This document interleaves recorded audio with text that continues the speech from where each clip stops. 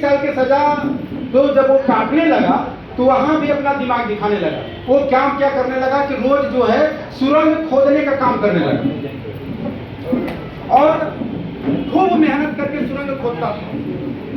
यदि नीचे वाले का कोई नुकसान हो रहा हो तो उसको दर्द होने से पहले हमें उससे पहले दर्द हो जाना चाहिए कि नहीं यार मेरे साथ यदि ऐसा होता तो मैं इसको नहीं मानता, तो उस जगह अपने डाउन लाइन को भी उस काम को करने से रोक दीजिए। तो बात मैं कर रहा था कि एक ब्राजील में बहुत बड़ा अपराधी बना, उसको 20 साल की सजा दी गई और वो जब सजा काटने लगा तो वहां पे वो सुरंग खोदने का काम करने लगा, क्योंकि वो 20 साल झेलना मुश्किल था उसके लिए। और रोज मेहनत किया, खूब परिश्रम किया, खूब सुरंग में ताकत लगाया और साथियों 5 साल बाद वो सुरंग खोद पाया। और 5 साल के बाद वो सुरंग जहां निकला वो पुलिस स्टेशन था।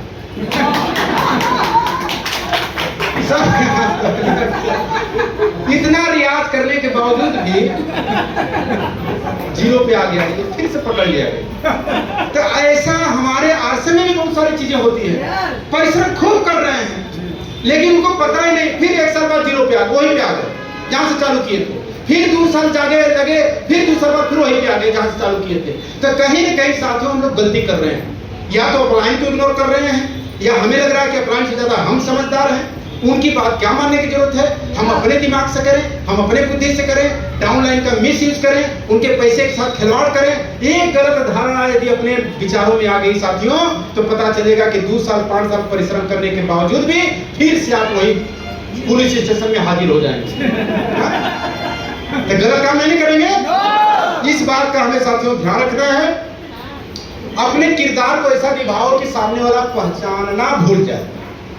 अब हमारा किरदार क्या है? आरसीएम का रॉयल्टी लेना। आपको क्या हो गया? किरदार दे दिया गया, आरसीएम का रॉयल्टी लेना। आपको किरदार, डायरेक्टर हमारे जैसे पूजा जी हैं, दिनेश सर हैं, रामधर सर, ये लोग डायरेक्टर आपको हीरो के रूप में चुनाव कर लिए कि आपका चुनाव हीरो के रूप में किया जाता है और आपको एक रोल दिया जाता है कि आपको 1 साल में रॉयल्टी वाला मुकाम अचीव करना। अब रॉयल्टी के मुकाम पर आप हासिल करने के लिए कौन सी गतिविधि कर रहे हैं, कैसा गतिविधि कर रहे हैं, इस बात का हमें ध्यान रखना है कि अपने किरदार को डूब के निभाइए।